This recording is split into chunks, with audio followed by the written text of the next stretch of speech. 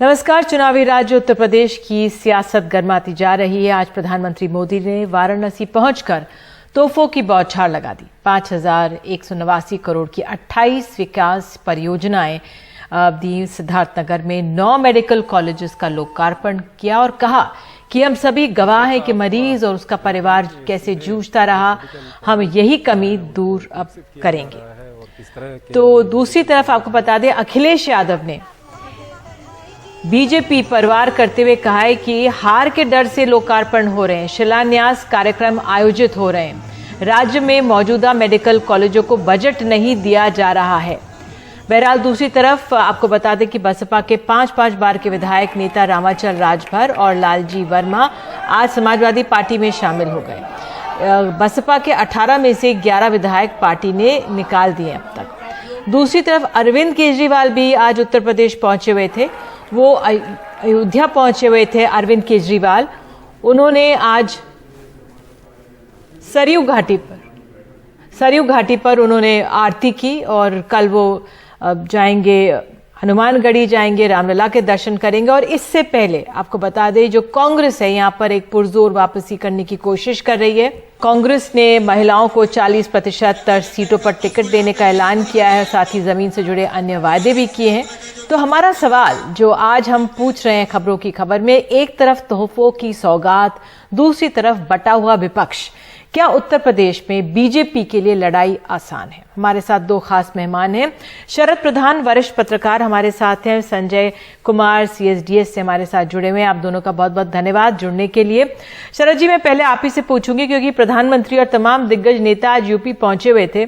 आज प्रधानमंत्री ने जिस तरह से तोहफों की बौछार लगा दी है, खास तौर से 9 मेडिकल कॉलेजेस का लोकार्पण किया और प्रधानमंत्री ने अपने भाषण में कहा भी कि जब से आज़ादी के बाद से स्वास्थ्य सेवाओं को ज़्यादा ध्यान नहीं दिया गया, लेकिन हमारे सामने जिस तरह से लोगों की स्थिति रही, परिवार उचित इलाज के लिए, जांच के लिए जूझते रहे, तो क्या ये एक तरह से भरपाई है जो कोरोना काल में जिस तरह से हमने हालात देखे थे यूपी में, क्या ये जहन में होगा तभी एक तरह से मेडिकल कॉलेजेस 9 उनका लोकार्पण हुआ? देखिए निधि, है तो भरपाई का प्रयास, भरपाई तो नहीं है लेकिन प्रयास जरूर है। और लेकिन एक चीज जो बहुत बड़ी चीज है, ये सबको मालूम है कि कोरोना काल में क्या हुआ, ये दोहराने की जरूरत नहीं है। कितनी कमियां थी, कितना मिसमैनेजमेंट था यूपी में, तो बेहद ज्यादा था। और तो उसकी वजह से कितने लोग मर गए, कितने अनअकाउंटेड मरे। लेकिन ये मेडिकल कॉलेज जो कहते हैं ना कि मेडिकल कॉलेज का लोकार्पण किया, ये समस्या क्या है कि जब इलेक्शन आता है इस तरीके की बहुत तमाशे होते हैं। बिल्डिंग बना देने से मेडिकल कॉलेज नहीं बन जाता। आज स्थिति यह है कि इन्होंने तो, योगी आदित्यनाथ ने तो हर जिले में मेडिकल कॉलेज का अनाउंसमेंट कर दी है। और क्या प्लान क्या है कि जितने जिला अस्पताल हैं वो ज्यादातर उन्हीं को अपग्रेड करने का प्लान है। उनको अपग्रेड करने का मतलब है कि 2 बिल्डिंगें और बना दी, वहां 3 बिल्डिंगें और बना दी, और एक आध कुछ लोग ओपीडी स्टार्ट कर दी, बोले मेडिकल कॉलेज बन गया। अरे सबसे बड़ी प्रॉब्लम आती है मेडिकल कॉलेजेस बनाने में, फैकल्टी कहां से लाएं। यहां तक की हालत है, यहाँ के जो existing medical colleges, including Lucknow जो सबसे इंडिया का सबसे one of the oldest medical colleges और बड़ा prestigious king George medical college कहते हैं उसे, वहां पे ये हालत है कि आज फैकल्टी न मिलने की वजह से पिछले कई वर्षों से, कम से कम मेरे ख्याल 5 वर्ष हो गए, नेफ्रोलॉजी डिपार्टमेंट बंद है। तो अगर नेफ्रोलॉजी, इतना बड़ा मेडिकल कॉलेज जहाँ 2500 बेड्स हैं, 3000 बेड्स है, और वहां पे नेफ्रोलॉजी डिपार्टमेंट किडनी अब खत्म हो गया। जो चलता था, बढ़िया चलता था। झांसी मेडिकल कॉलेज में वहां सुना आई डिपार्टमेंट बंद हो गया। कानपुर मेडिकल कॉलेज में कार्डियोलॉजी का बुरा हाल है।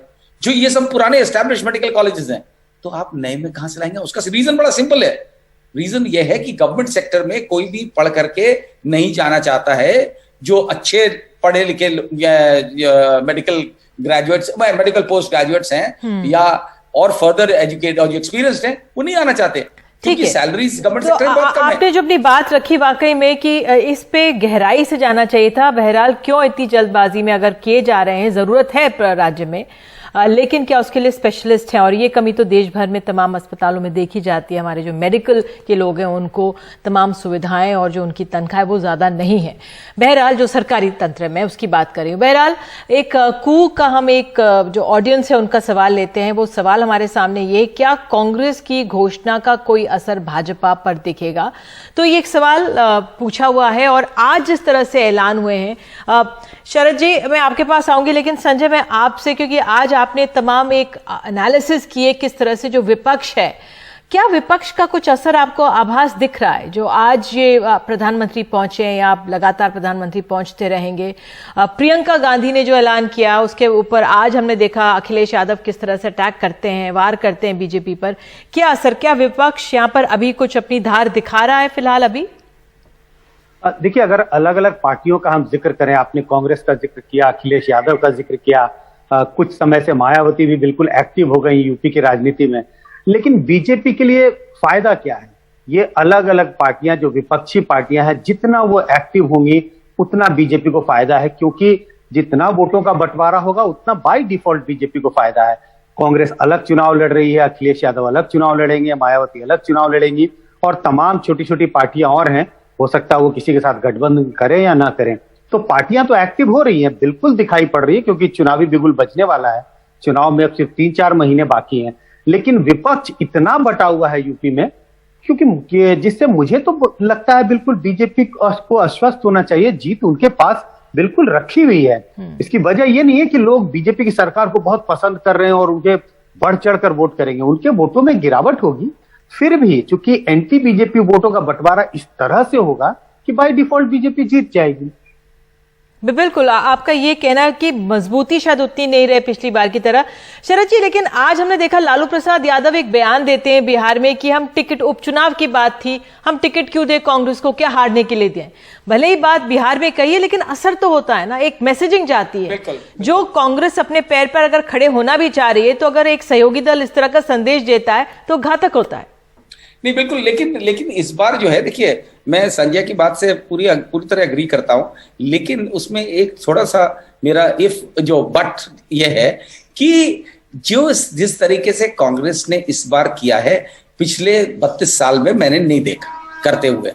जितनी एक्टिवली प्रियंका गांधी ने प्रयास कर रही है, वो ठीक है कि पार्टी ऑर्गेनाइजेशन नहीं है, लेकिन आप ये भी देखिए कि कुछ इम्पैक्ट तो पड़ेगा ही और हिट करेंगे। लेकिन मेरे को एक ये भी सस्पेशन है, हो सकता है मैं गलत हूं, लेकिन टाइम बताएगा वो, कि कहीं ना कहीं ये पार्टीज, और खास तौर से समाजवादी और कांग्रेस में अनरिटन किसी प्रकार की अंडरस्टैंडिंग जरूर होगी, और वो पोस्ट इलेक्शन दिखेगी, पता लगेगी। और क्योंकि अभी तक जो उनके मूव्स हैं उसमें साफ दिखता है कि ना प्रियंका और अखिलेश एक दूसरे के पाथ के क्रॉस नहीं कर रहे हैं, जो एक अच्छा साइन है। जो इस तरीके की अंडरस्टैंडिंग्स होती हैं, जो अनरिटन करी जाती हैं और इंटेलिजेंट मूव है, तो उससे क्या असर हो। और दूसरा क्या है, जो पब्लिक का एंगर है, देखिए कभी कभी ये भी होता है कि जब पब्लिक का एंगर बहुत ज्यादा हो जाता है, वो बोलता है हम तुम्हें नहीं वोट करेंगे और किसी को भी नहीं करेंगे। और आज की स्थिति में योगी आदित्यनाथ की गवर्नमेंट और बीजेपी के खिलाफ काफी हवा जो है, लेकिन विपक्ष बटा हुआ है। ठीक है, आपकी बात भी सही है, लेकिन संजय, एंड में कंक्लूडिंग रिमार्क्स आपसे, क्योंकि आपने एक लेख में जो लिखा है कि भाई विपक्ष साथ आए, बसपा और सपा को विलय हो जाना चाहिए। अगर ये विलय ना भी होता है, लेकिन हमने देखा अखिलेश यादव ने, जो 2 बड़े नेता हैं पार्टी के लिहाज से, 5 बार के विधायक रामाचल राजभर, लालजी वर्मा को शामिल कर लिया है। तो इसी तरह से अगर बसपा के नेता सपा में जाते रहे, तो एक तरह से वो अपने आप को तमाम पार्टियों के साथ एक संगठित मजबूत कर रहे हैं समाजवादी पार्टी। देखिए, पहले तो मैं स्पष्ट कर दूं, मैंने विलय की बात कभी नहीं की। मैंने ये जरूर कहा कि समाजवादी पार्टी और बीएसपी को एक साथ मिलकर चुनाव लड़ना पड़ेगा। कम से कम इन 2 पार्टियों को चुनाव साथ लड़ना चाहिए। और अगर विपक्ष को आश्वस्त होना है कि वो बीजेपी को हरा सकते हैं यूपी में, तो कांग्रेस को और एलडी को, चारों को साथ आने की जरूरत है। आपने ठीक कहा, हम ये देख रहे हैं कि पार्टियों में, दल में एक तरह से दल बदल हो रही है। बीएसपी के कुछ कद्दावर नेता छोड़कर बीएसपी को समाजवादी पार्टी में जा रहे हैं।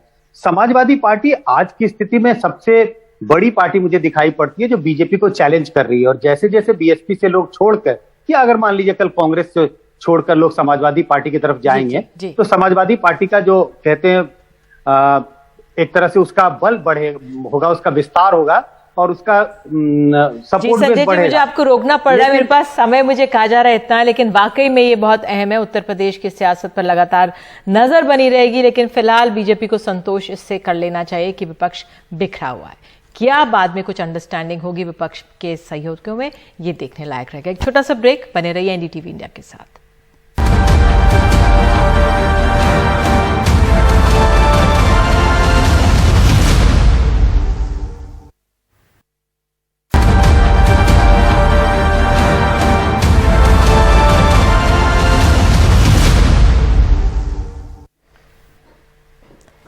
बिहार में 2 विधानसभा सीटों पर होने वाले उपचुनावों को लेकर महागठबंधन में दरार साफ दिखने लगी है। इस उपचुनाव में दोनों ही पार्टियां आमने सामने हैं। जहां कांग्रेस ने आरजेडी पर समझौता तोड़ने का आरोप लगाया है, वहीं आरजेडी अध्यक्ष लालू प्रसाद यादव ने कल चुप्पी तोड़ते हुए कहा, क्या कांग्रेस को जमानत जब्त कराने के लिए ये सीटें दे देते।